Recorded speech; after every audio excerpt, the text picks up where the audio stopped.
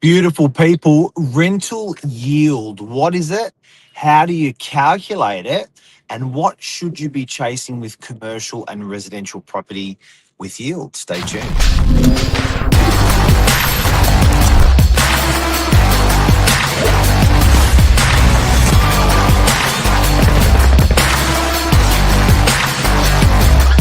I'm the ringleader, so listen up. Josh Wapshot, Mark Novak, good morning. how are you? The real estate economist, we call you in the office. Yeah, good. Busy. Yourself, you just come back from ARIC. You had a good time? It was great. Biggest real estate conference second biggest real estate conference in the world. 6,000 real estate agents, and it was fun. And we were talking about rent with a couple of people out there, what rents are doing. Can you explain to us what a yield is, and how you actually calculate it, Josh? Because I think I had a property manager of 20 years talking to me last night.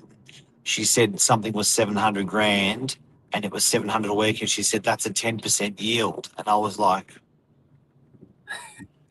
so some of us in the business don't even know what it is. Can you explain it, please? Yeah, of course. So essentially, to get a yield on a property, you're going to take the income on the property. So that was that $700 a week times the 52. You're somewhere around that sort of 35 to 37,000 or thereabouts. And then you would take the asset that you either purchased it for or its valuation now. So you'll divide the rent by the value of the property, which will Yep. then in turn give you the yield that it's returning. So how much it's returning per year based off that initial purchase price or value. And yeah, funnily enough, I wanted to come on this morning and speak a bit about commercial, and you did some pretty cool stuff with residential without us even really speaking this morning. So tell us about what you did. That was quite interesting with the Claude. Yeah, I was yielding overnight. So what's interesting is we all think to ourselves, okay, well, yield. I guess there's two returns on your investment. One's going to be the capital growth, and that's how that's going to perform over a year or say even 10 years. And then there's how the rent's going to perform over the year on the value of the property. And we often talk in our industry, buyers are always asking us in our industry, what's the better return? Is the better return a one-bedroom unit? Is the better return a two-bedroom unit or a three-bedroom unit when it comes to rent?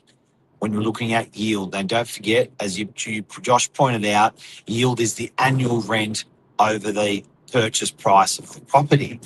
So when I did that, I got AI to do this for us, and it took a while. I said, look at the last 1,200 sales in DY over the last 2 years, analyze put them in categories of 1, 2, and 3 bedroom. And if any of those properties have actually rented in the last 12 months, tell us what they rented for in price category. Accumulate all that information and tell me what percentage return I get on a one better, what percentage return I get on a two better, and what percentage I get on a three better. And then I want you to tell me on a percentile how each of those performed. And I restricted it to DY because DY was a great, like there's a lot of units in DY. It's a good, there's a lot of stuff to crunch. So we used DY and it gave me this. And I said, can you please put it in a graph? Wow. And for anyone that can't see that, guys, it's basically got the 1, 2, and 3 bedroom category there. 1 bedroom from $750 to $850, generally generating around $695 to $730 per week rent, yielding at 5%. And we've got 2 bedrooms, $800 to $930, a rental of $750 to $850, gross yield of 4.8. And then we move up to the 3 bedroom category from about 1.7 purchase price, rent $1,250 to $1,350 per week, returning 4% gross. And I guess probably worthwhile just explaining what gross and net, guys. So with a gross yield, that doesn't take into account your expenses on the property, generally your outgoings. So those things are going to be your council rates, your strata rates, etc. When we call a net yield, which is something that's more referred to in commercial, it's where the tenant actually pays the agreed rent, plus they also cover the outgoings on the property, which is generally a bit of a positive or a point of difference in commercial assets. Who's the Yeah, winner? I think if based on that, the one better, it's yielding the most, it's easiest to enter, and generally you don't see that. Everyone sort of pushes himself for the two better, thinking I've got the extra bedroom, I might be able to rent it out separately. There's always more work that comes out of that, but yeah, it looks like the one better is the winner here. Mark, what do you see? Well, it looks like, I think for numbers, you may go, oh, look, 4.8%, 5%, 4%, it's all same. But the one better, as an example of the disparity, is a 20% return bigger than the three better unit in our area of DY. You can do this for any suburb. Now, a 20% different return on your money invested is a lot. But when you start compounding that over the first year, over the second year, over the third year, over the 10th year, you start talking about megabucks.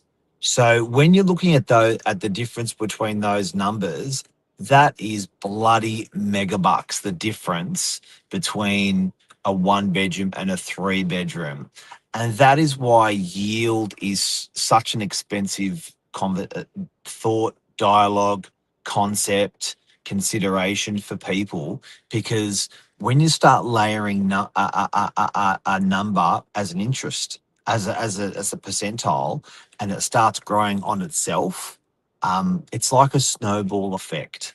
When the snowball starts in the snow, and as the surface area of the snowball gets bigger, it picks up more snow, so it gets bigger quicker.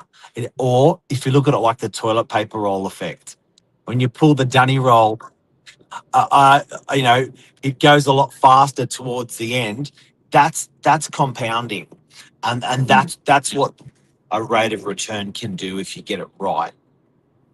Definitely, and I think it's something also, if all these changes were passed through by the Senate with this the recent budget we've had, I think yield is something to consider even more so now, because based off these new rules, you can only claim a rental loss against a rental income.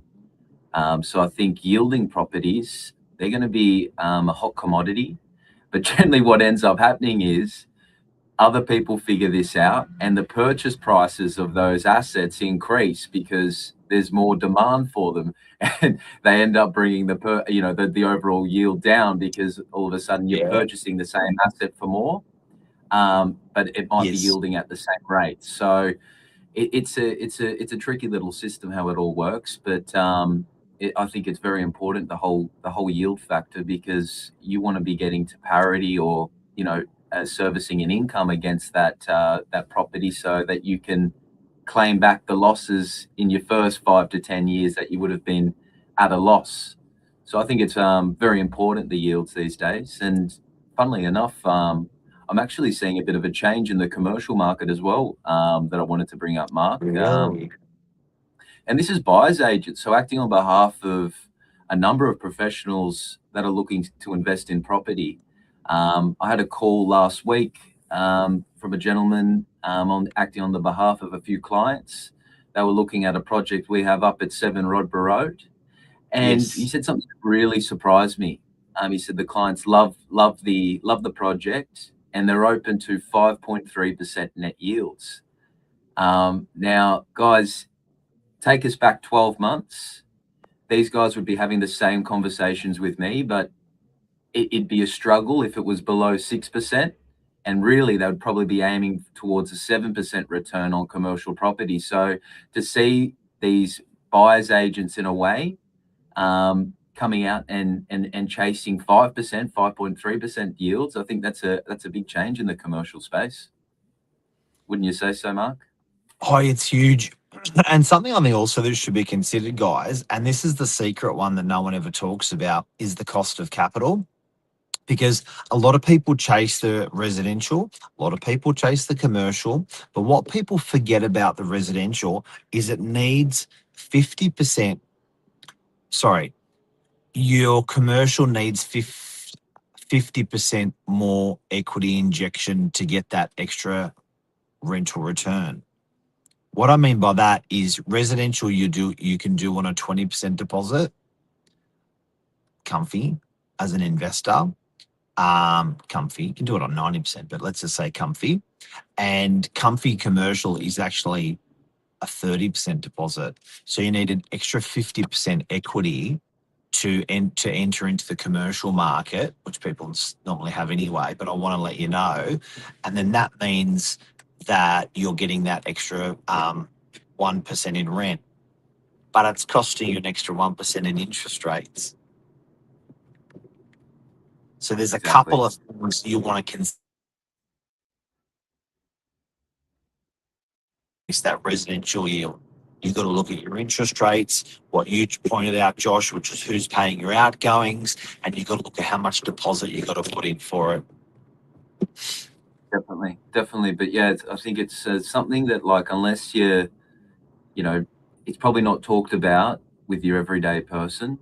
Probably someone that's maybe got the 2-3 properties, or is a commercial investor. You generally hear a lot more about yields, but I think it's something to be spoken about in every household, and ensure that you're getting the best out of your investment. And very important in this new landscape and infrastructure we're moving into. You may be a senior in your business and be embarrassed even to ask these questions about differentiating. That's great about podcasts like this, where you can just actually learn, not get embarrassed. Exactly right. And remember, guys, the comments is always there, so feel free to ask away. And we're always here to take a call 7 days a week, 24/7. Thank you very much, Mr. Wapshot. Anything else to add? No, nothing else to add there. I think tight pockets, northern beaches, your eastern suburbs will continue to always do well, and it's the smart investor that can navigate the landscape and generally makes the move before the others do, that reap the benefits. No risk, no reward. Boom, boom. Have a great day. You too. See you guys. Thank you. Everyone, take care. Bye-bye.